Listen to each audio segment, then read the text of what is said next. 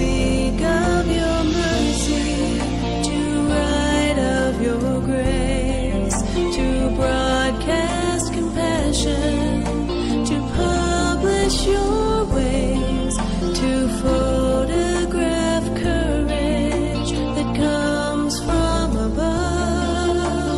Lord, let my life communicate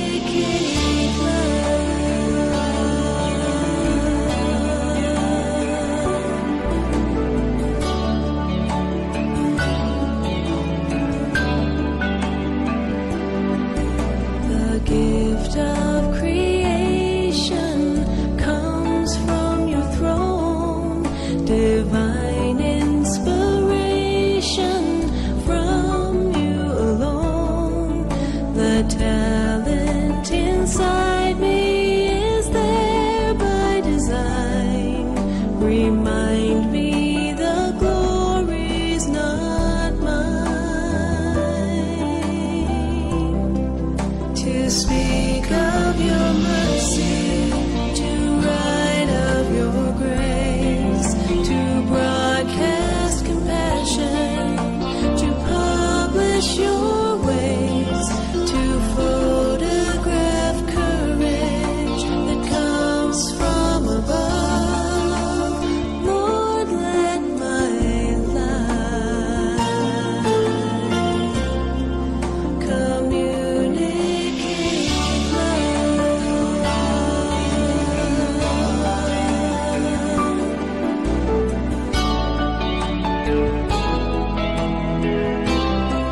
to speak of your mercy, to write of your grace, to broadcast compassion, to publish your ways, to photograph courage that comes from above.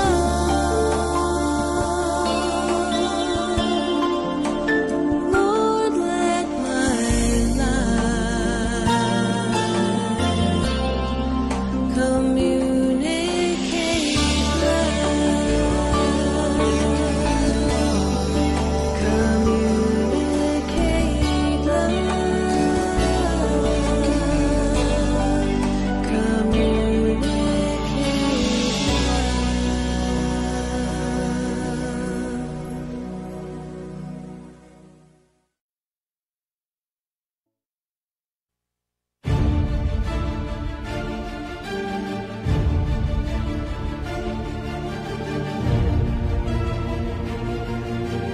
Pero kung pag-uusapin doktrina, kung ano yung tama, ihayag. At yung mali, ibunyag. Sa Diyos, ipinakikilala po sa atin kung ano po yung tama at kung ano yung mali. Dapat yung turo makita po sa atin, hindi lang pangalan. Pag dumipensa ka, may dating, may tama. Huwag kayong magagalit. Mahal namin kayo eh. Hindi mo kasi kayang talunin yung gusto mong talunin, pero ang kapahayagan na yan, lalo doon sa nagtanong, ay kapahayagan na galing sa itaas sa Ama. Ang Biblia hindi binabasa lang. Ang Biblia inuunawa. Consider literal, malibang mapatunayan mo na symbolical na yan. Sabi ni Kristo, ang kaligtasan ay nanggagaling sa mga Hudyo. Dapat natin maunawaan sa panahon na ito. Bilog sa dami ang kapitulo, versikulo, kasi gusto namin pong matigil yung mga ganyan at huwag nang makapanguha pa ng mga pandaraya. Dapat kami ang dapat magpaliwanag yan kasi amin ang paniniwala yan.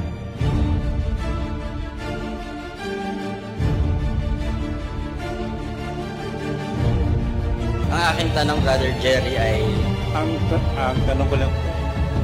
May tatanong ko lang po. Ang tanong ko po, Ang akong pangutanang, ang pangutana ko, ang katuwiran at ang katotohanan ng Diyos ay makikita lamang sa mga kapitulo at bersikulo ng banal na kasulatan. Ang sino mang nagnanais na sundin ang kalooban ng Diyos, tiyak na makikilala niya ang turo. Hinahanap niyo ba ang buong katotohanang salita ng Diyos sa loob ng Biblia? Hanapin ninyo sa kapitulo at versikulo.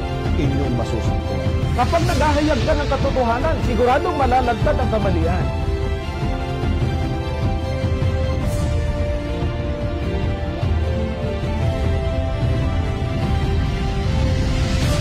Kunting hakbang na lang, sabatista ka na.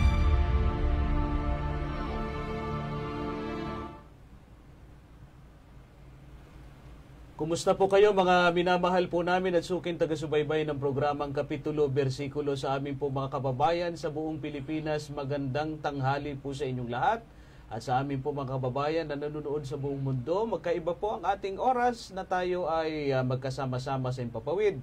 Pakiusap po namin ay huwag ko kami yung iiwanan sapagkat sa loob ng isang oras ay maglilingkod po tayo sa ating pong gagawing pagsagot at pagtalakay sa mga paksa na ating pong ipagkakaloob sa inyo sa araw na ito. Ito po ay request na paksa ng ating mga kapatid sa isang napapanahong okasyon na kung tawagin po ng buong mundo ay Holy Week.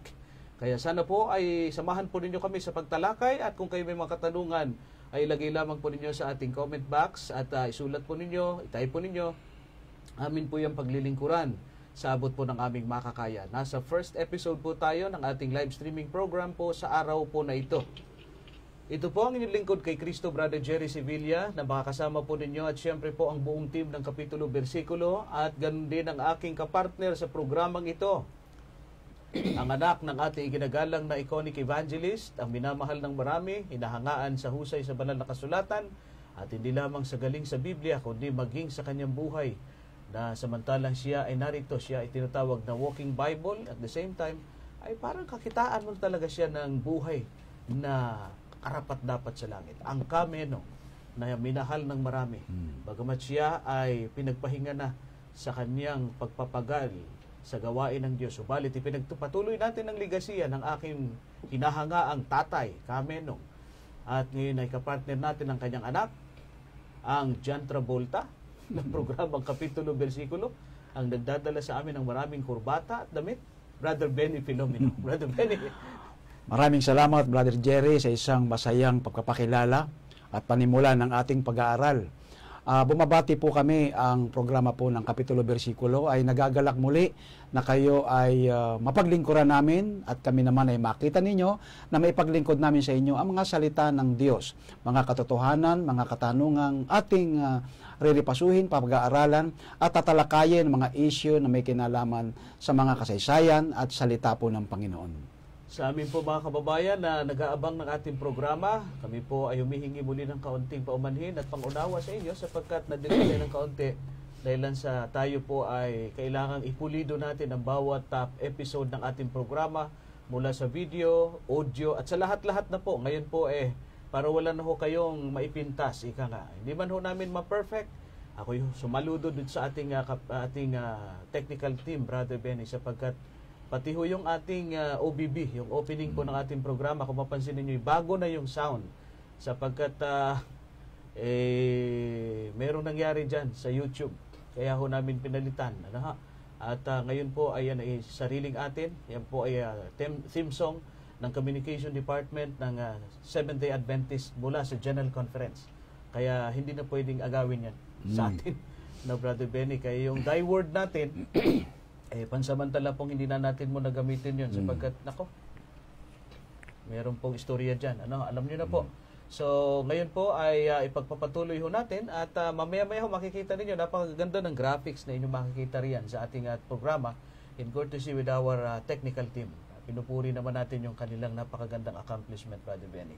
At ngayon ay nais nating batiin ang lahat ng ating mga taga-subaybay sa buong mundo.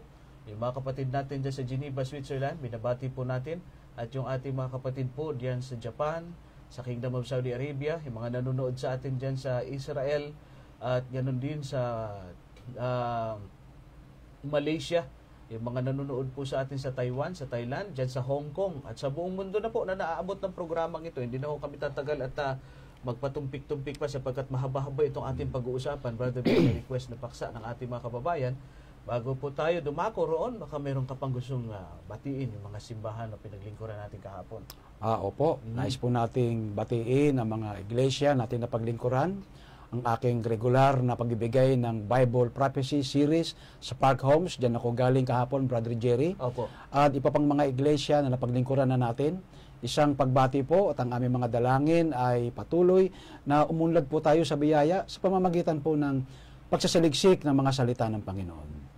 Bago ho tayo dumako sa ating pong gagawing pagtalakay, kapatid na Benny, sa isang napakagandang paksa na request sa atin at napapanahon, nais ko pong anyayahan ng kapatid na Benny na manguna po sa ating panimulang panalangin. Opo. Tayo po ay manalangin. Mapagpalang Ama, Diyos na mahabagin, nagpapasalamat po kami sapagkat kabutihan at biyaya po ninyo ang sumasagana sa mga sandaling ito. Sapagkat muli magtatalakay kami ng mga salita mula po sa iyo. Mga kasaysayan, mga informasyon, may kinalaman sa pagkakilala ng iyong pagliligtas sa sangkatauhan. Yes, Lord. Patnubayan kami ng Banal na Espiritu na puspos ng karunungan. Patnubayan mo ang mga makikinig, maging malinaw at makatotohanan ang lahat ng ito sapagkat ang karunungan ay mula po sa iyo. Yes, Lord. Umaasa kami, Panginoon, sa iyong patnubay naming mararanasan alang-alang po sa banal na pangalan po ni Jesus. Amen. Amen. Mga minamahal naming mga kapatid, kami po ay hiningan ng isang natatanging paksa na tatalakayin po sa mga sandaling ito sapagkat ito'y napapanahon. And unfortunately, may mga Seventh-day Adventist tayo sa ating mga binibisitang mga iglesia, Brother Benny, na mga kapatiran din naman natin na kuminsan po ay walang informasyon sa mga bagay na kung saan ay pinagdiriwang. Bagamat ito'y ay religious sabihin na natin religious festivals, pero hindi ho lahat ng religious festivals ay tanggap ng banal na kasulatan. Bagamat may magandang bahagi na itinuturo sa atin yan, kaya lang, we must also be aware, Brother Benny, kasi ang katotohanan kasi hindi po pwede yung 70-30, 40-60, 50-50. Ang katotohanan, it is always 100%. Yes. Hindi po pwede maging 90% Opo, lang, kapatid opo, na Benny. opo. Na parang ang tingin mo ay parang totoo. Para lang. Para lang. Pero kung ating sisiyasatin sa banal na kasulatan, hindi pala ganon, kapatid na Benny. Now, ang ating pong tatalakayin ay ito pong katatapos lang. Actually, ngayon yung ending. Yes. Ay tinatawag nating Easter Sunday, kapatid na Benny. Ngayon ay alamin po natin, ito po ba ang anong pinanggalingan nito na pangyayari sa kasaysayan? Ito, anong koneksyon nito sa Biblia? Anong koneksyon nito sa katotohanan na itinuturo ng ating Panginoon Kristo, kapatid na Benny? Una kasi ang Easter Sunday ay nagaganyak ang mga tao, Brother Jerry, na napakagandang makisali sa mga batian ng maligayang Easter o Happy Easter, maging ang ibang mga mananampalataya, bagamat sila ay hindi Katoliko. Sa mga Protestante, Brother Jerry, ay kanilang ginagamit ito sapagkat ito ay pangmalawakang selebrasyon ng mga tao. Kagaya nga ng introduction mo kanina, Brother Jerry, ay merong mga ilan na hindi na pag-uunawa ng mga tao, saan ba talaga ang hugot niyan? Ito ba ay dapat natin mapag-unawa? Yes, dapat natin mapag-unawa yung mga bagay na ating binibitiwan at saan ba galing ito. Sapagkat yung Happy Easter na sinasabi nila, maligayang pagbati at ang mga simbolo ay tinatawag na mga itlog, Brother Jerry. Oo. Pero mamaya meron tayong mga information o mga reference na gagamitin kung saan nagsimula ang mga bagay na ito at ang ano ang mga connect nito sa Biblia, Brother Jerry. Atin siguro na tiyakin at alamin, kapatid na Benny, saan ba nag-origin yan? Bagamat yung pong selebrasyon na ating nakikita, na yan naman ay sinasang-ayunan din ng kahit ng mga Protestante at ng ibang mga religious organizations na sabihin na natin malalaking samahan din ng pananampalataya, dahil ang kanilang tinitingnan diyan ay yung mensahe ng kamatayan ng ating Panginoon Jesus. Sapagkat ipinagdiriwang sa kalagayan niyan, sa isang festival na yan, kapatid na Benny, ang ginawang sakripisyo ng ating Panginoon Kristo. Napakaganda naman. Doon naman nakaturo talaga yung ibig sabihin nila doon sa Easter Sunday na yan. Pero kung titingnan ho natin kung ano yung nasa likod ng kasaysayan yan, mamamangha kayo. Yes. Kasi meron hong laging, kumbaga sa ano yan kung pagka ikay namingwit, bago ka makabingwit ng isda, may sima, may pain, kapatid na Benny, na kapag kinagat mo yan, silo ang aabutin mo dyan. Okay, Brother Benny, sa pag-aaral mo ng kasaysayan, dahil ikaw ay professor ng ating School of Layman, diyan sa ating Far East, ano ba yung meaning ng feast mo? Far School East of Theology. School of Theology, At ikaw ay isang professor dyan. Sa iyong pag-aaral at pagtuturo, ano ba ang origin itong tinatawag nating Holy Week? Okay. Una, Brother Jerry, nais kong pansinin natin na kaya nagaganyak ang mga tao rito sa modernong pagsiselebrasyon. Pinagaganda nila ito sa pamamagitan ng pagbibigayan, kainan, magandang party. Nakasisilaw at nakakaganyak na ito ay atinan mo o maging bahagi ka nito. Ngunit kagaya ng tinanong mo, saan ba nanggaling ito? Well, sa panahon ng kasaysayan ng mga iglesia noong unang panahon, yung Holy Week, nag-origin yan, na sinabing ito ay Holy Week noong panahon ni Santo Atanasio. Oo.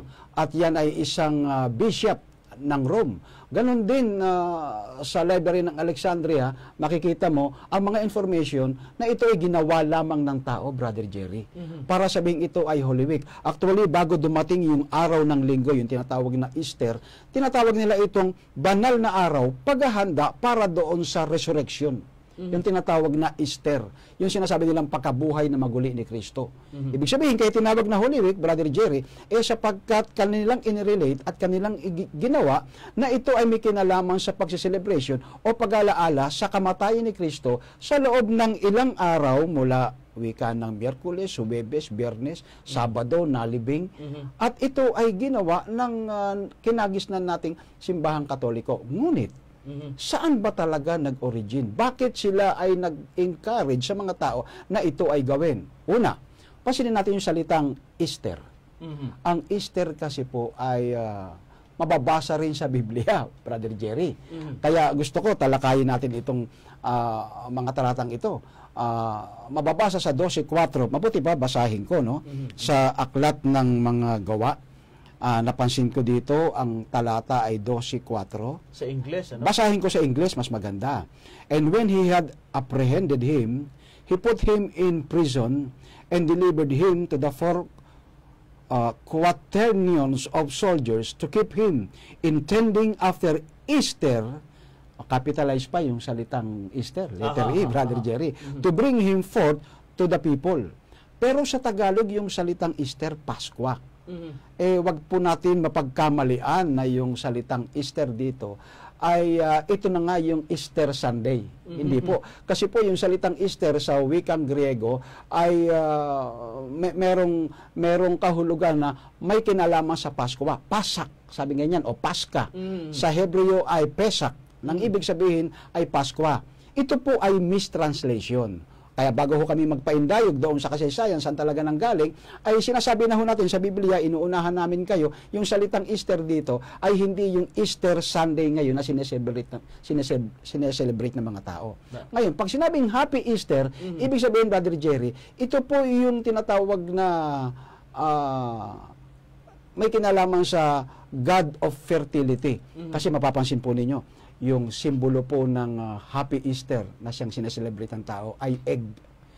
Ito po ay yung paglabas ng sisiw sa itlog, nang ibig sabihin ay fertility, na nanggaling sa kasaysayan ng mga pagano na may kinalaman sa pagyaman, pagfertil, kaya meron silang mga Diyos ng tinatawag na God of Fertility. Pag mahirap ka, pag wala kang anak, manalangin ka sa mga Diyos na inimbento ng mga pagano, pagpapalain ka raw. Kaya, at least, Brother Jerry, may binabanggit na akong mga hint na ito ay may kinalaman sa makapaganong paniniwala, kaya ito ay ngayon ay sineselebrate ng tao. Ibig sabihin, Brother Jerry, nung panahong nanagana ang naunang simbahan na ating kinagisnan, kinunbay nila ang practice ng pagano at ang mga ilang salita sa Biblia isinama nila. Kaya naganyak ang mga tao na ito ay i-celebrate at bigyan ng kahalagahan.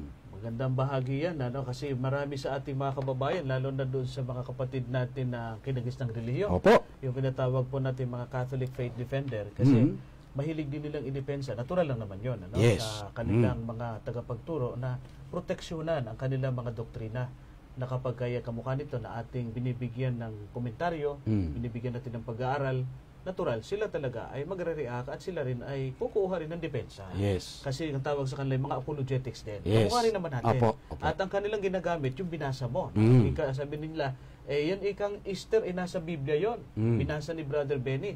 So pinalalabas nga naman na biblical yung salitang Easter.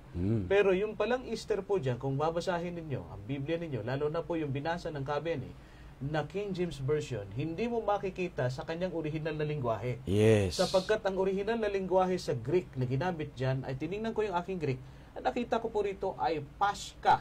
Paska. Na ang ibig sabihin ng Paska, it is at the Passover, the meal a day, the festival of the special sacrifices connected with it. It is also called Passover. So yan po ang sinasabi ng ating strong Greek lexicon na pinaghahanguan. Kaya sa ating pong Greek Bible, ang salin dyan ay Paska. Kaya sa ibang translation ng Bible, yung 12:4 ng Aklat ng Gawa o Acts, ang salin na dyan sa ibang version tulad ng NIV, New International Version, hindi na siya Easter ang ginamit, kundi the word Passover. Kaya yung pong King James Version, ang merong wrong translation. Sabihin na natin, yung maling salin, sapagkat ang ginamit niya ay Easter. Kapatid na Benny. Kaya tama lang naman na isalin sa Pasko, sapagkat Paska ang original na salin sa Greek, na ang ibig sabihin, Passover. Na ngayon, since na yan po ay hindi pala natin masusumpukan sa Biblia, yung salitang Passover, meron po kasing origin yan. Yung binanggit na nga ni Brother Benny. Now, to be fair with our study sa ating po mga giliw na taga-subaybay, babasahin ko rito mga giliw namin mga kapatid at taga-subaybay sa programang ito ng kapitulo, versikulo, kapatid na Benny, yung atin pong research na binigay mo sa akin tong libro ito, pinahiram actually. Meron po rito, babasahin ko nyo po ang The New Catholic Encyclopedia, 1967, Volume 5, page 6. So, ibig sabihin, ito po ay documented. Ito po nakalagay, Since Bede, the Venerable, the Rationale Temporum 1.5, the origin of the term Feast of Christ's Resurrection, ito yung Easter Sunday, na kung tawagin nila, has been popularly considered to be from the Anglo-Saxon Eostre, o goddess of spring, the old High German plural for dawn, Eostaron, whence has come the German Ostern and our English Easter. Kaya, ayon po mismo sa Catholic Encyclopedia, yung pong Easter Sunday o yung lundo ng Holy Week na siyang pinagdiriwang ngayon, yung huling araw ng Semana Santa, ito pong linggo ng pagkabuhay, hindi talaga siya originated from Christian religion. Yes. It was originated from Anglo-Saxons o mga pagan believers na ang kanilang pinaghanguan ay yung pong si Eostre, na kung tawagin po ay goddess of spring. At meron siyang iba't ibang katawagan, Brother Benny. Sa Babylonian, tinawag siya, sabi nito, babasahin ko po sa inyo ang Engelhardt, page 4. Isang libro ito. Yes. Mga historical books itong ating binabasa. In Babylon, the goddess of spring was called Ishtar. Ayun na. She was identified with the planet Venus, which because it arises before the sun or sets after it, appears to love the light. Venus loved the sun god. In Phoenicia, she became Astarte. In Greece, Eostre, related to the Greek word Eos, or dawn. And in Germany, Ostara. This comes from the German word Ost, or East, which is the direction of dawn. Ayon, ito pa, babasahin ko pa isa sa inyo. Hazeltine, page 53. The name Esther, the name Esther comes to us from Ostera or Eostre, the Anglo-Saxon goddess of spring, for whom a spring festival was held annually. It is from the pagan festival that some of our Easter customs have come. Ayun, napakalinaw. Ibig sabihin, Brother Jerry, papapansin natin yung binasa ni Brother Jerry, napakalinaw, doon sa bahagi na pangalang Easter, Esther, Istar, Istar. Kasi po ang mga pagano, mahilig po sila sa mga, parang mga modernong espiritista yan sa panahon natin ngayon, Brother Jerry. Meron silang paggamit ng mga salitang kahalintulad. Yung kumbaga sa paggamit ng mga tula, merong mga kahambing at kahalintulad. Mga Kaya mapapansin, katunog. yes, mga katunog. Katunog. Itong mga pagano, meron silang ganitong pag-iisip, Brother Jerry, na napakahalaga sa kanila yung mga malalapit na mga kahulugan ng pangalan. Ay hindi naman tayo iniwan ng pagiging ignorante ng Biblia, sapagkat ang Biblia ay mayaman sa ganitong informasyon. Mamaya ng kaunti, babasa po tayo ng mga talata. Ngayon, nais ko lang pong sabihin sa inyo, halimbawa, Easter. Galing sa salitang Istar. Sa Persia, Istar. Yan. Tapos sa Babylonia ay Istar talaga. Napag-unawa din natin ayon sa mga eksperto na nag-aral tungkol sa araw, sa bituin, ito palang malalaking star ang tawag rito ay araw. Kaya yung star na yan, ayon sa mga pagano, mga astrologers, yung mga magician, nung unang panahon sa Babylonia, naniniwala din sila, Brother Jerry, na itong araw na sumisikat ay star ang tawag dito. Ayon din dito sa mga nag-aral ng ating constellation, nakita nila na itong mga bituin ay mga malalaking mga araw sa kanilang lugar kung saan sila inilagay ng universe. So makikita natin dito, pag sinabing star, ito ay pagsamba sa araw. Kaya ang pasok po ng information tungkol dito ay mayroong dalawang bagay. Una, ang tinatawag na fertility. Kasi ang pagano mahilig sa fertility o mahilig sa pagsagana. Kaya ngayon, meron ngayong mga modernong aral, Brother Jerry, medyo magiging malawak itong pag-aaral. Kapag ikaw ay mahirap, kasalanan. Yan ang kanilang ngayon, yung sa mga prosperity gospel, meron yan. Pero kung uugatin mo yan, Brother Jerry, nanggaling yan doon sa doktrina ng fertility. At dito naman sa salitang star, ay galing sa salitang star o araw. Maski si Queen Esther, pangalan yun sa kanya ng mga Persian. Kaya Istar din ang tawag. Kaya dito mapapansin po ninyo na nanggaling talaga, kumbaga may pinaguhugutan mula sa araw, pagsambang pagano, at mula sa tinatawag na pag-unlad ng kabuhayan. Fertility.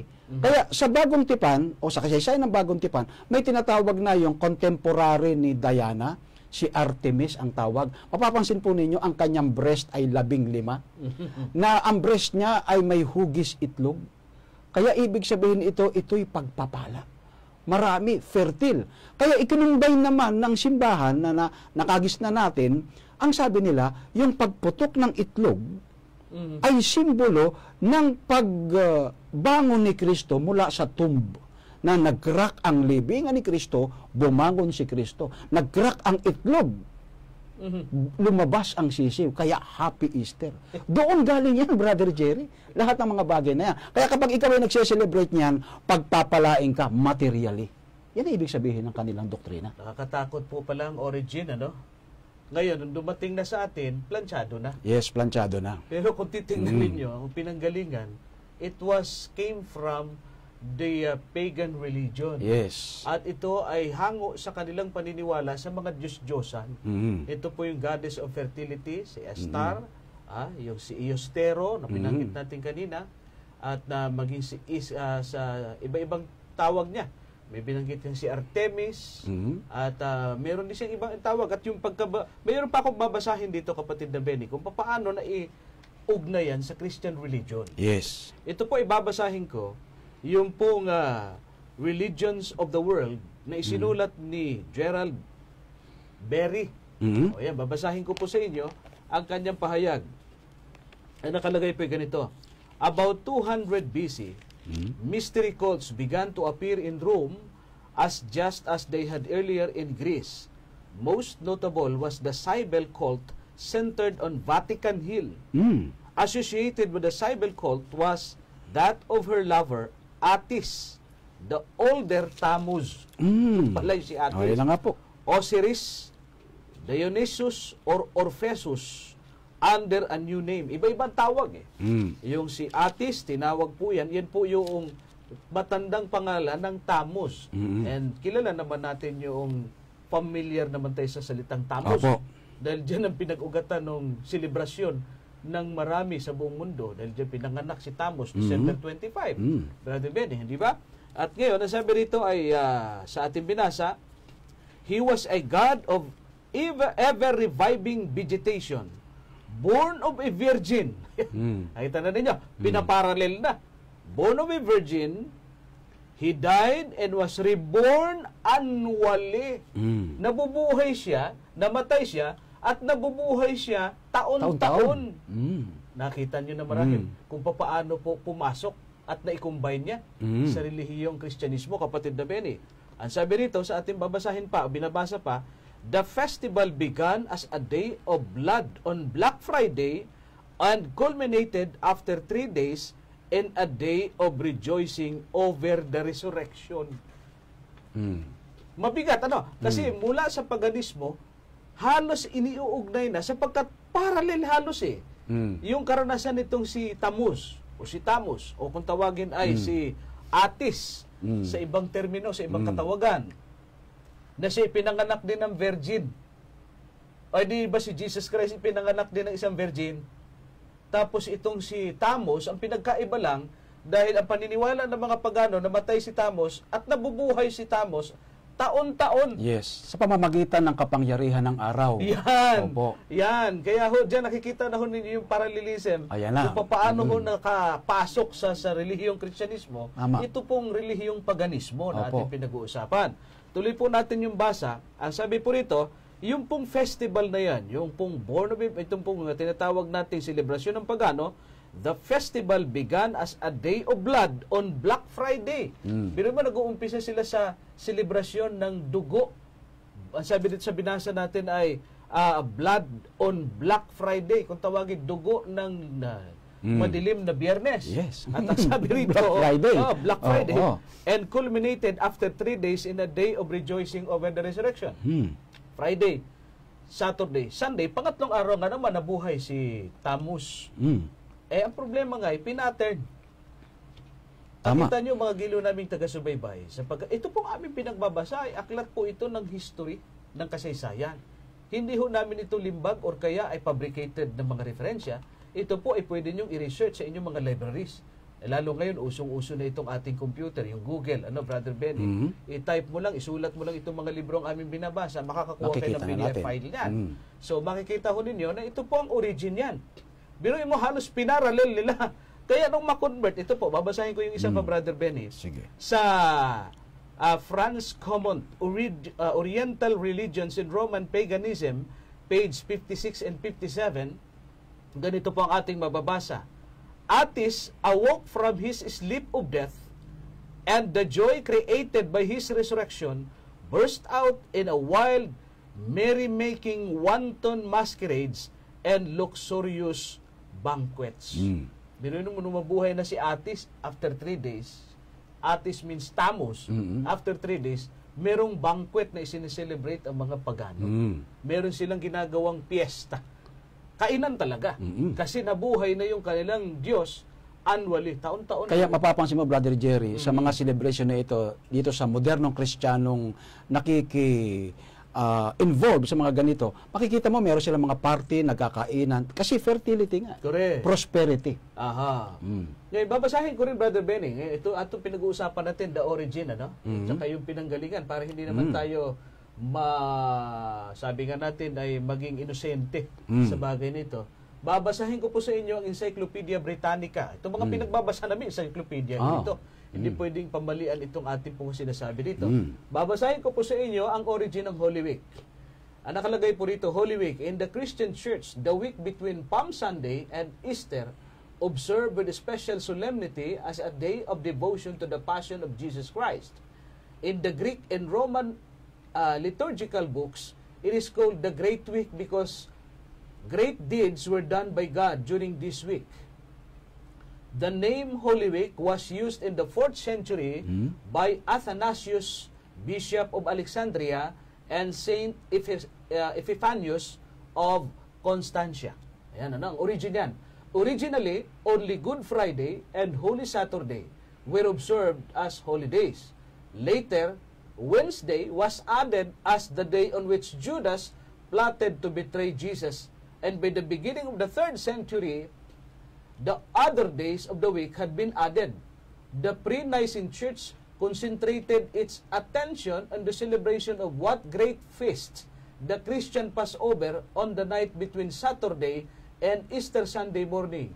By the later 4th century, the practice had begun of separating the various events of commemorating them on the days of the week on which they occurred. Judas' betrayal and the institution of the Eucharist. Ayan, ng Catholic.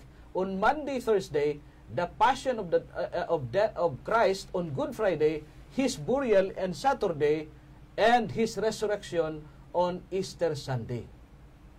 The Holy Week observance in the Roman Missal were revised according to the decree Maxima Redemptoris noong November 16, 1955 to restore the services to the time of day corresponding to that events discussed in the Scripture. Kung makikita po ninyo, yung evolution nung pagpasok ng isang paganong pananampalataya at paniniwala mula sa pagano papunta sa Kristyanismo, ipinakita ng kasaysayan. According to this Britannica, ang nagpasok niyan ay ang tinatawag na mga leader ng simbahang kinagisnan, at yung si Saint Athanasius, ito po ay Bishop of Alexandria, at saka si Epiphanius ng Constantia. Anong una, ang ipinagdiriwang lang po pala niyan, ayon sa kasaysayan, sa pinag-aralan natin, paunti-unti. Una, yung tinatawag nating Friday, yung tinatawag po nilang Black Friday o Good Friday, at yung sumunod naman ay yung Holy Saturday. And then pagdaan ng mga sumunod ng mga araw, naipasok na yung pagkanulo ni Judas, kaya ipinagdiriwang naman nila, nagbabalik naman sila, backtrack. Kaya tinawag na Holy Week. Kasi dati 2 araw lang eh. Yung Good Friday at saka yung Black Saturday. Wala pa dyan yung Easter Sunday. Holy Week, yung holidays, yung 2 lang. Yung Good Friday at saka yung Black Saturday. Kalauna, natuklasan na naman, hindi nagdag. Yung betrayal of Judas, ginawa nila iyan ay Wednesday. Ito sinasabi dito. At sinunod naman nila yung tinatawag na Eucharist on Holy Monday. O yung tinatawag na, kung tawagin dito ay Monday, Thursday. Hindi itong Monday na araw ng Lunes. Hindi po. Yung Monday, M-A-U-N-D-Y. Monday, Friday, Thursday. So, natagdag hanggang sa mabuo nila, Bultis 5. Yung 5 araw na binabanggit po rito na Holy Week. Sa makatuwid, Brother Jerry, mapapansin po natin, ang pagano ay nakapasok sa Kristyanismo. Kaya ito yung malaking larawang nakikita natin sa panahon ngayon. Ngayon, maging ang bayan ng Diyos, Brother Jerry, ay napasok talaga ng pagano. Kagaya na pinapag-usapan natin, yung punto natin, yung salita at pangalang Easter, ay nakikita natin sa kasaysayan. At maging sa Biblia, may pangalang Easter. At maging sa kasaysayan, ipinapakita, maging si Reyna Esther, na ibig sabihin may hugot. Ibig sabihin, Brother Jerry, maski nung unang panahon, ito man ay nangyari sa Kristyanismo na napasok ng pagano, sa bayan ng Diyos nung unang panahon, the same subject. Kasi, nais kong basahin ng isang talata sa Biblia. Unang Hari, ang kapitulo ay 11, versikulo 33. Pakinggan po ninyong mabuti. Unang Hari, 11:33. Sapagkat kanilang pinabayaan ako. Panginoon nagsasalita. Bakit nila pinabayaan ng Panginoon? Ito ang sagot. At sinamba, may kinalaman sa relihiyon. At sinamba si Astaroth na diyosa ng mga Sidonyo. Itong si Astaroth na to, sa ibang bansa, ang tawag naman sa kanya, si Chemos na Diyos ng Moab. Ibig sabihin, may iba't iba. Ngayon, pagdating dito, at si Milcom na Diyos ng mga anak ni Amon. Pagkatapos sabi pa rito, at sila'y hindi nagsilakad sa aking mga daan upang gawin ang matuwid sa aking paningin at upang ingatan ang aking mga palatuntunan at ang aking mga kahutulan na gaya ng ginawa ni David na kanyang ama. Kaya mapapansin mo yung salitang Astaroth, galing din sa salitang star. Pagdating dito, yung binanggit ko kaninang Artemis, star, Astaroth. Ibig sabihin, may kanya-kanya siyang pangalan na ibinigay ang Biblia sa kanya-kanyang katawagan pero sa iisang kahulugan na ito ay mga diyosa ng pagano. Sa makatuwid, yung palang selebrasyon na yan, bago pa ipinanganak ang ating Panginoon Kristo, meron na. Umiral na. Opo. Dahil may mga pagano na, bago pa ipinanganak ang ating Panginoon Kristo, at kahit ang mga propeta sa panahon ng matandang tipan, kinukundina na nila yung mga ganyang klaseng mga practices. Yes. Ang problema lang, nung dumating ang Kristyanismo, at nakonberte, alam naman natin kung sino yung propagator ng Christianity sa loob ng paganism na walang iba kundi si Constantino, kapatid na Benny. Pinasok niya unti-unti sa simbahang Kristiyano ito pong relihiyon o practice ng kanyang relihiyong pagano. Para lamang maabot niya ang parehang Kristiyano at parehang pagano. In short, may combination of two beliefs. The belief of pagans and the belief of Christians. Kaya nung pinagsama, ang labas, Katolisismo. Yes. Iyan ho ang katotohanan dyan. Well, marahil sabihin ng ating mga manunood, mga kapatid na Benny, hindi naman na tinitingnan ng mga Kristiyano ngayon yung origin ng pagans na religion yan. In fact, pag nagsiselebrate kami ng Holy Week, ang aming pinanunood si Kristo na. Hindi na yung kung sinong Star na yan, kung sino yung Atis na yan. Atis, hindi yung pruta sa Atis po. Atis, yan po ay modern name, yan ay old name ni Tammuz. Ngayon, hindi na yan, kundi ang amin na tinitingnan, yung Kristo na, yung the Passion of the Christ. Ano ang iyong comment dito? Gayon pa man, sapagkat ang hugot niyan ay galing doon, ay hindi natin pwedeng ihalo ang malapaganong sistema o yung mga secular na bagay sa panahong moderno para doon sa banal na bagay. Una, hindi naman sinasang-ayunan ng Biblia na i-celebrate mo yung tinatawag na Holy Week. Ang celebration nito sa puso. Hindi yung kukontrolin mo ang buong mundo at ipasasara mo ang lahat ng mga establishmento at magbibigay ka ng mga sari-saring ritual na hindi naman sinasang-ayunan ng Biblia. Ngayon, ito ay sineselebrate una sa puso, yung kamatayan ng ating Panginoon Kristo sa kanyang pagkabuhay na maguli. Pero para magkaroon ng isang malaking selebrasyon na kagaya nito, ay talagang matutukso kang saliksikin bakit ganito. Sapagkat ito ay may hugot sa makasaysayang pagano. Una, pansinin natin, panahon ni Kristo. Nung panahon ni Kristo, panahon ng mga alagad, itong mga pagano, halimbawa itong mga Grego na siyang nagpauso ng magandang larawan tungkol sa pagsamba ng mga pagano na ikinunbay naman ng Constantino nung panahon siya ay makonvert. Kaya makikita natin dito halimbawa yung mga Aphrodites. Sino si Aphrodites? Ang Aphrodites ay ito yung mga babaeng pinapakasalan ng mga sikat na tao nung unang panahon. At ito yung tinatawag na programa ni Venus. Si Venus ay yung contemporary ni Diana. At ito ay mapapansin natin na ito ay isang larawan ng pagpapatutot, Brother Jerry. Ibig sabihin yung pagpaparami ng asawa. Alam mo, nung unang panahon, kapag ka ikaw ay miyembro ng tinatawag na mga Aphrodites, ay kagaya ka ni Venus, na ikaw ay nagbibigay ng tinatawag na pagpapahalaga sa programa ng makasaysayang Gresya pagdating sa pag-aasawa. Kasi nung unang panahon, napapansin po natin na kapag ka ikaw ay miyembro ng Aphrodites, ikaw ay kabilang sa mga matataas na uri ng mga tao. Ang tawag dyan, Brother Jerry, yung mga elite. Ang tawag dyan ay yung mga matataas na antas ng pamumuhay. Kaya itong mga emperador, yung mga matataas na katungkulan sa bansa, kumukuha sila ng asawa sa mga miyembro ng mga Aphrodites. Ibig sabihin, ito yung mga piling-pili. And at the same time, ito ay diyosa ng mga tinatawag nating makapaganong pagsamba nung unang panahon. In fact, ang isang katunayan dyan, si Alexander the Great ay mayroong isang asawa galing sa Aphrodites. Ang pangalan ay si Thais, na ito ang kanyang naging asawa. Noong si Alexander the Great ay mamatay, ay wala siyang naging lahi dito kay Thais. Kaya itong Thais na to na miyembro ng Aphrodite ay nag-asawa sa mga lahi ng mga Ptolemy doon sa Ehipto.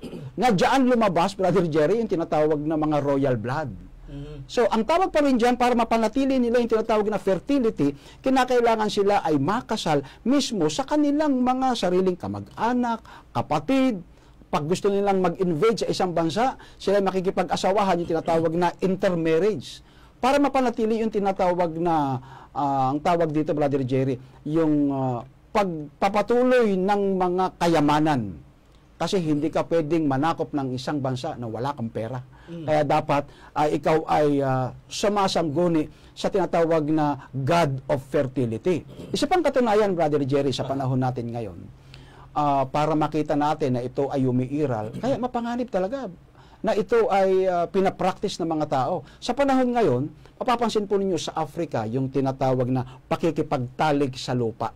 Ang tawag dyan ay, Meron ba ganun? yes, ang tawag dyan ay pakikipag-sex sa Mother Earth.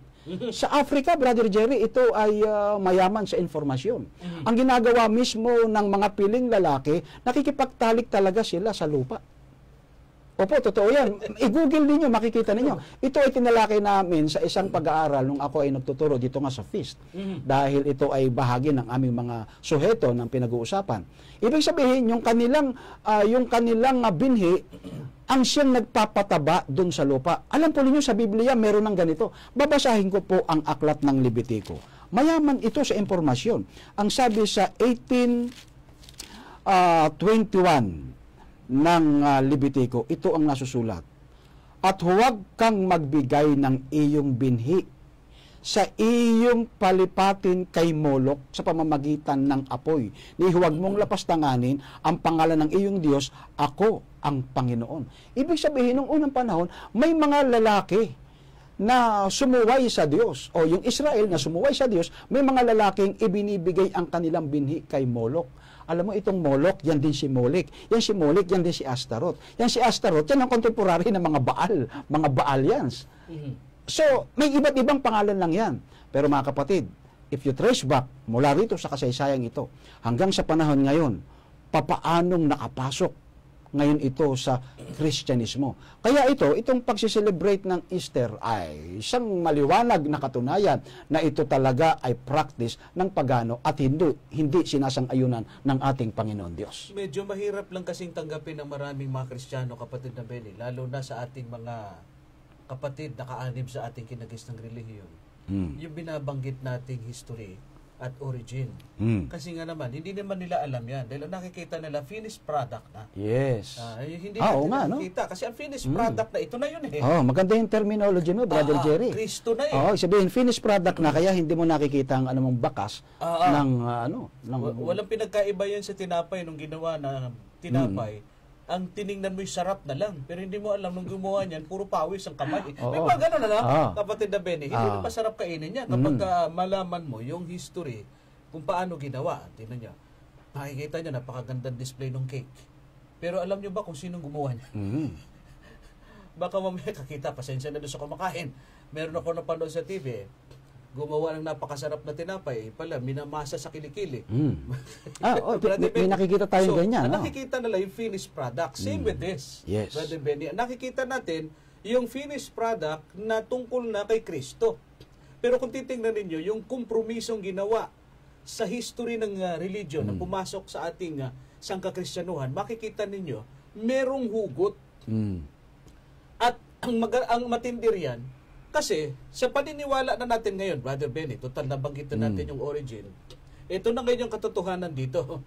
Sa paniniwala ho ng ating kinagisnang relihiyon, yung Kristo natin namamatay annually. Bakit? Doon galing doon kay Tamos na ating binasa kanina, na naniniwala sila sa kanilang Festival of Resurrection, na si Tamos pagka namatay, nabubuhay siya sa loob ng 1 taon.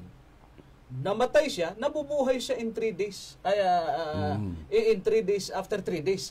At yung kanyang kamatayan na yan, ipinattern sa kamatayan ng Panginoon Jesus. Kaya tingnan ninyo ho, tayo pong mga giliw na manonood, alam ko kung kayo po ay isang Katoliko, ako man galing ako dyan. Bago ako naging born again Christian, naging katikista ako ng simbahang Katoliko. Ang paniniwala natin ay ito na. Pero hindi ho natin naiisip na di ba, ang atin yung paniniwala ngayon kahapon patay ang Diyos Kaya nga yung ating mga tradisyonal na mga parents, sasabihin lang, huwag kang maglalakwatsa pag Biyernes Santo. Kasi walang Diyos, patay ang Diyos. Huwag ka ikang maglalaro dyan. Meron pa nga dyan, huwag kang maligo. Yes. Daming mga Brother Jerry. Ayan yung sinasabi mo na naiisip ko. Walang dogma ang Biblia na i-celebrate mo ang ganitong sistema ng kamatayan at pagkabuhay ni Kristo. Walang dogma ang Biblia. Walang turo, ibig sabihin walang doktrina. Ngayon, rather, nag-i-encourage ito na i-blaspheme ng tao ang banal na bagay ng Diyos. Tignan mo, Brother Jerry, anong ginagawa ng mga tao? Ginagawang party. Yung iba, nagpipinitensya na Yun, sinasaktan ng yun, sarili, yun. ang iba namamatay. Nilalapastangan nila ang pangalan ng Diyos. Yun. Nilalaro ng mga bata, nilalaro ng madlang people. No, wala naman sa Biblia. And at the same time, ay binibigyan pa nila ng pagtukso ang mga tao sa isang bagay na lalo kapag Easter. Naku, sabay bukas lahat ng mga establishment. Katakot-takot na mga regalo, katakot-takot na selebrasyon, kainan, gluttony. Diyan na yung itlog. The same as Christmas. The same as birthday. Kaya ito ay pamana ng naunang simbahan na kinagis na natin na kinuha sa malapaganong sistema na kaaway ng Diyos kahit kailan, maski nung unang panahon pa. Huwag ho nating tingnan mga kapatid at mga kaibigan yung finished product lang. Sana'y maging palaisipan sa atin. Tingnan nyo, ang daming mga bagay na ini-involve dito na unbiblical and against Bible. Tingnan ninyo ha. Yung bigyan mo ng maling interpretasyon at konklusyon na si Kristo'y namamatay taon-taon, that is a wrong concept. Yes. Wala sa Bible yan. Yes. Dahil si Kristo minsan lang namatay at hindi kailanman namamatay na paulit-ulit. Mali na yon. Pangalawa, haluan mo ng paniniwalang imbento na pamahiin. Yes. Binuin mo, Biyernes Santo, huwag kang maglaba. Biyernes Santo, huwag kang maligo. Biyernes Santo, huwag kang lumabas ng bahay at pag nasugatan ka, hindi gagaling ang sugat mo dahil patay ang Diyos. Biruin mo yan, saan ka nakakita ng ganyang paniniwala? Puro bawal sa Biblia yan, Brother Benny. Yes. Ang tawag dyan, pamahiin. Pakinggan po ninyo, babasahin ko sa inyo. Sige po. Ang nasa aklat ng Biblia, Kapitulo 18 ng aklat ng Deuteronomio, ganito po ang ating mababasa. Sa Deuteronomio, Kapitulo 18, babasahin po natin ang versikulo 10. Ito po nakalagay roon, huwag makasumpong sa inyo ng sino mang nagpaparaan sa apoy ng kanyang anak na lalaki ni babae o nang huhula o nagmamasid ng mga pamahiin o inkantador o manggagaway. Biruin mo sa Biblia, ayaw na ayaw talaga ng Diyos yan eh. Yung magkakaroon ka ng pamahiin, biruin mo, isinelebrate na nga ng marami, ito po tinatawag na Holy Week, samahan mo pa ng doktrina ng pamahiin. Naku, mas dobling galit ang Diyos dyan. Kaya hindi po maganda na ihalo natin ang ating mga paniniwala na namana natin sa ating mga ninunong pamahiin at isama natin dyan sa ganyang klaseng paniniwala. Yes. Bawal na bawal po sa Biblia yun, mga kapatid. At hindi namamatay ang Kristo at taon-taon. Ito pa isa. Yung binanggit mo, Brother Benny, na nagpipinitensya. Bawal sa Biblia yan eh. Pakinggan ninyo. Nasa aklat ng Kolosas. Ganito po ang ating mababasa sa kapitulo Kolosas po, babasahin po natin. Kolosas kapitulo 3, o kapitulo 2. Ang bersikulo ay 20 hanggang 23. Kapitulo 2 ng Kolosas 20 hanggang 23. Kung kayo nangamatay na nakalakip ni Kristo mula sa mga pasimulang araw ng sanlibutan, bakit nawaring kayo nangabubuhay pa sa sanlibutan? Kayo nagpapasakop sa mga palantuntunan, gaya ng huwag dumampot, ni huwag lumasap, ni huwag humipo. Ang lahat ng mga bagay nito na nasisira sa paggamit na ayon sa mga utos at pang-aral ng mga tao. Ang mga bagay na ito ay katotohanan ng mayroong anyo ng karunungan sa pagsambang kusa at sa pagpapakababa at sa pagpapakahirap sa katawan. Ngunit walang anumang kabuluhan laban sa ikalalayo ng laman. Nakita po ninyo yung ginamit doon? Mga pasimulang aral ng sanlibutan, gaya ng huwag lumasap, huwag humipo. Di ba pagka ganitong mga okasyon, nakaraan, lalo na yung mga deboto, ang daming huwag mong hipuin yan, huwag kang kakain yan, walang kakain ng karne. Abay, natupad ang sinasabi ng Panginoon sa Biblia eh. Ano pa? Yung mabigat dyan, yung sinasabi ni Pablo, na may anyo ng kabanalan ng pagsambang kusa na nagpapahirap sa katawan. Tingnan niyo yung mga pumupunta roon sa Antipolo. Nagbuhat ng krus. Nilalatigo ang sarili. Nakita ko sa Facebook eh. Trending yun eh. Yung nagpasan-pasan ng krus, inabangan ng mga kalaban, gulpi eh. Lumpo. Ginulpi ng mga kalaban. Kapatid na Benny. Sinasamantala rin ng mga kalaban ng nagpapahirap eh. Ay, sa Bisaya pa, takingking. Ikaw ba na may garutihin eh? Brother Benny, habang may hawak-hawak at bit-bit kang krus nagiging katatawanan tuloy. Yes. Sa halip na sakripisyong, hindi ka talaga tanggap ng Biblia yan Brother Benny, pahirapan mo yung katawan mo. Masama pa dyan, pupunta ka doon sa Pampanga at magpapapako ka sa krus. Isang malaking kainsultuhan sa Diyos. Nilalaro nila ang banal na bagay. Totoo yan, malaking kainsultuhan sa Diyos. Though, ang mga otoridad naman ng Simbahang Katoliko, hindi naman din sinasang-ayunan yan. Ang problema lang kasi, dahil yan como isang festival, dahil lang sa walang guidance from the Holy Scriptures at wala ring guidance ng ating pong kinagisnang relihiyon, kung ano-ano na lang naiisipan ng mga tao. Para lamang maging solemne at maging pagsambang kusa ang iniisip nila matutuan Diyos sa ginagawa. Pero sa totoo lang, subukan na ito, Alin. Ito, simpleng ilustrasyon. Bawa, may pilay. Naglalakad ng papilay-pilay ngayon. Gayahin mo ngayon papilay-pilay. Ay, sa tingin mo matutuwa yung pilay. Magandang illustration yun, Brother Jerry. Hindi matutuwa ang pilay niya. Niluloko mo siya Totoo. Biruin mo si Kristo pinako sa krus, sinampas, gagayahin mo. Ipapako mo rin yung sarili mo sa krus. Saan sa Biblia yun? Tapos kinakailangan mag-inom muna ng alak at malasing at tsaka magpapahampas. Ay, hindi ho ganun ang tinuturo ng Biblia. Ang tinuturo ho ng Biblia simple lang. Tanggapin mo si Jesus Christ bilang iyong manunubos at tagapagligtas. Simple lang. Ito po ang ipagtatamo ng kaligtasan ng tao, Brother Benny, nasa Efeso. Alam kong alam ng ating mga taga-subaybay yan. Ito po ang kailangan. Simple na mathematics ng salvation. Ito ho, hindi kailangan magpakahirap ng sarili at hindi kailangan gawin yung mga seremonya na nakakasakit sa katawan. Kapitulo 2, versikulo 8 ng aklat ng Efeso.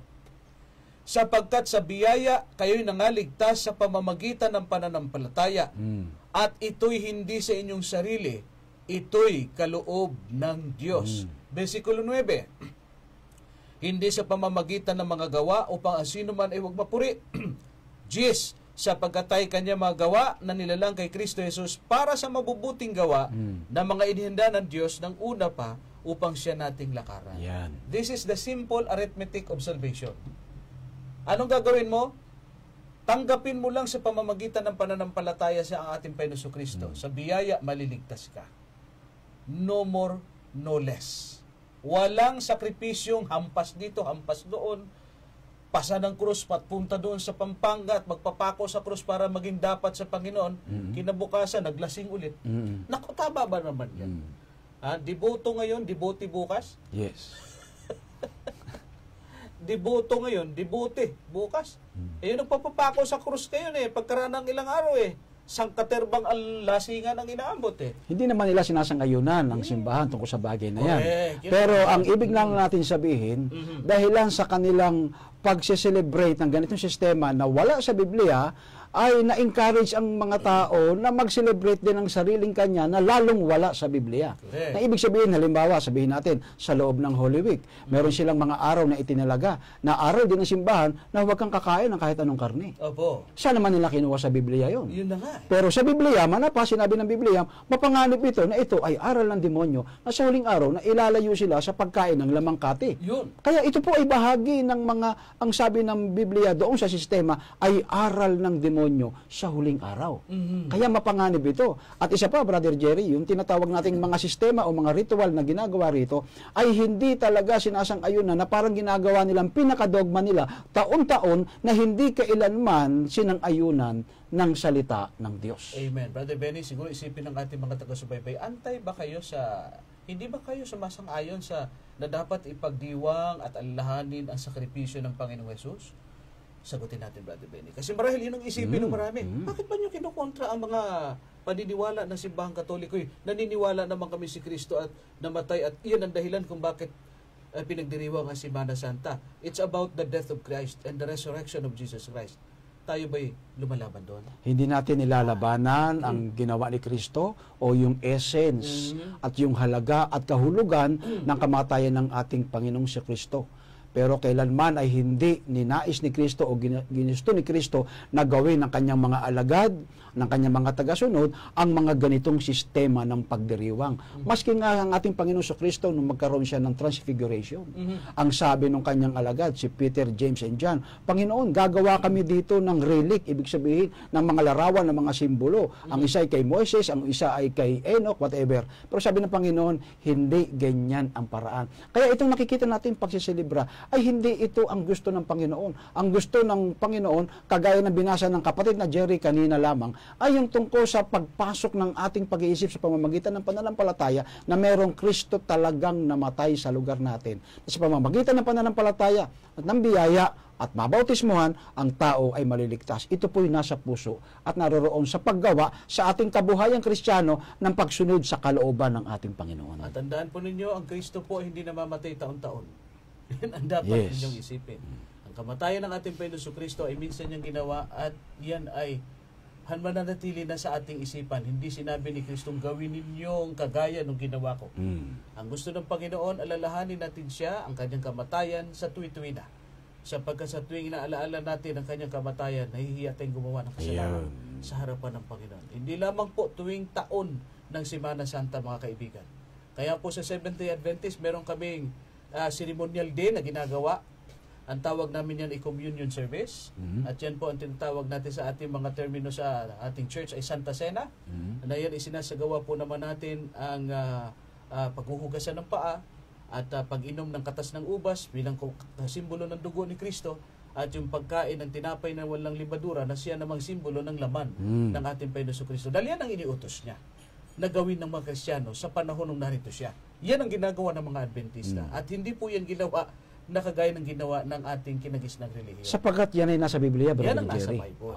Wala na nga lang tayong oras para basahin yan. Nasa aklat ng Mateo, sa 4 na gospel ng Biblia, nariyan po yan, itinuro niya. Alalahanin ninyo, sa tuwing iinom kayo ng aking ng katas ng ubas, ay inihayag ninyo ang kamatayan ng anak ng Diyos. At kapag ininom ninyo, kinain ninyo ang tinapay nito'y, inaalaala ninyo ang aking katawan na nagkaluray-luray sa bundok ng Kalbaryo. Iyon ang ipinaalala ng ating Panginoon Kristo. Ganyan ang ginawa ng mga Seventh-day Adventist. Kaya, magkaiba. Malaking pagkakaiba. Malaking pagkakaiba. Wala na ho kaming natitirang oras. Kung may mga tanong ko kayo, nakita ko marami mga nagtanong sa atin at mga nagbigay ng comment. Magpapalit lang ho kami ng aming suot, kakain lang ho kami ng kaunti, babalikan ho namin kayo. Huwag ho kayong mawawala sana, mga kapatid, sapagkat amin po kayong babatiin. Yung mga nanood po ngayon, sa susunod po natin pagtatanghal ng ating programa, ilang minuto lamang po o kaya 30 minutes, babalik po kami para po sa susunod na live streaming program ng ating kapitulo, versikulo. Pansamantala po kami titigil. At kung may mga tanong kayo, nariyan lang po ha, i-type lang po ninyo sa inyong comment box. Ibabalik po kami para pasagutin ang inyong mga katanong. At yung mga pagbati, meron ipinadala si Brother Mark kanina, baka makalimutan natin, Brother Benny. Importante ito, mahalaga ito sa buhay mo. Watching from Santa Rosa, Laguna, si Maria Victoria Ramos Pilomino. Ito ang kaisa-isang ilaw ng tahanan mo. Siyempre, may tanong ba siya? God bless and your ministry. Please greet my mom, Perla Ramos. Batiin natin. Batiin natin si Mama. Mama, kumusta po kayo? Sana'y nasa mabuti kayong kalagayan. Pagbati sa masayang pakikinig dyan sa Virginia. Po kasama ng kanyang anak, nakakambal na si Doktora Madel Ramos Decano. Opo, binabati po namin kayo. Pati yung aking hipag na nakikinig din at nanonood ngayon. Si Jean Pasquinelli, dyan sa Indiana. Sa Indiana, USA. At ang aking pamangkin na si Nolay at ang kanyang asawa na si Kit Woods. Ay pagpalain po kayo ng Panginoon. God bless you. Pati si Reed, yung asawa noong birthday ngayon. Happy birthday, Brother Reed. Yung aking bilas na nasa Indiana ngayon. So pagpalain kayo ng Panginoon. Mamaya ho, babatiin namin yung mga nanood ngayon. Kaya sana huwag kayong mawawala mamaya sa second episode ng ating live streaming. Babatiin po namin yung mga nag-comment dito, mga nanood sa iba't ibang mga lugar sa buong mundo. Abangan po ninyo ang aming pagbabalik. Bago po tayo maghiwa-hiwalay, nais ko po kainyayahan na tayo po'y mananalangin. Maraming salamat, Panginoon naming Diyos, sa inyong kabutihan na inyong pong ginamit ang programang ito upang amin pong ihayag ang inyong mga katotohanan, ang inyong mga salita. At sana po ito po ipagyamanin sa puso ng aming mga manonood upang sila lalong magkaroon ng karunungan at kaalaman upang sila rin naman ay hindi po maisinsay sa paniniwala. Kung titingnan namin ay finished product na para baga napakaganda. Subalit kung aming uugatin ang pinanggalingan, ito pala ay hindi ayon sa inyong kalooban. O Diyos naming banal, sana po'y maging aware kami sa pandaraya ng kaaway, na bagamat pino-frontline ang inyong kaligtasang iginawa sa pamagitan ng kamatayan ng aming Panginoong Kristo, subalit hindi ito ang inyong itinuturo sa banal na kasulatan. Salamat ng marami, Panginoon, sa mayamang katotohanan ng aming napag-aralan at natutunan. Ito nawa ay magsilbing inspirasyon sa amin upang lalong alalahanin pa namin ang aming Panginoong Hesus ang kanyang kamatayan sa krus ng Kalbaryo, na sa pamamagitan ng aming pag-alaala sa kanya tuwi-tuwi na at hindi namin isipin sinamatay tuwing taon, ay amin pong inihahayag ang kanyang pagmamahal at sakripisyo para kami magtamo ng buhay na walang hanggan. Marami pong salamat sa inyong pagtugon sa aming dalangin. Hinihiling po namin ang lahat sa banal at makapangyarihang pangalan ng aming Panginoong Hesus. Amen. Amen. Mga suki po naming taga-subaybay, ang programang Kapitulo Versikulo ay isang apologetics program ng Seventh-day Adventist, tumatalakay sa isyu ng pananampalataya, lalo na po itong aming paksang tinalakay, isang request na paksa ng aming po mga manonood para talakayin sapagkat napapanahon. Hindi ho namin gustong sirain o kaya ay alimurahin o anumang bagay na makapasakit sa damdamin ng aming po mga kapatid na kaanib sa ating kinagisnang relihiyon. Pero wala ho kaming magagawa. Ilangan naman hindi ho namin ito sabihin. Hindi ho namin pwedeng ilihim ang mga katotohanan sa likod ng Holy Week. Binasa po namin ang mga katotohanan ng mga referensya ng Biblia at maging referensya ng kasaysayan. Nasa sa inyo na po ang pagtugon. Walang personalan. Katotohanan at katotohanan po lamang. Ang katotohanan ay masakit. Subalit ang aming prinsipyo, mas mabuti nang masaktan tayo sa katotohanan kaysa tayo naman ay aliwin ng mga doktrina ng kasinungalingan.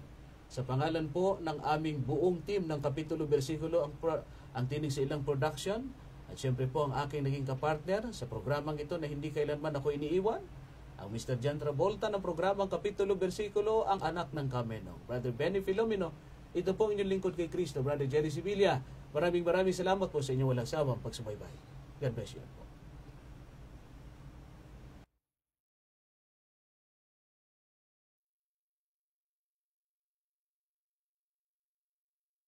To speak of your mercy, to write of your grace, to broadcast compassion, to publish your ways.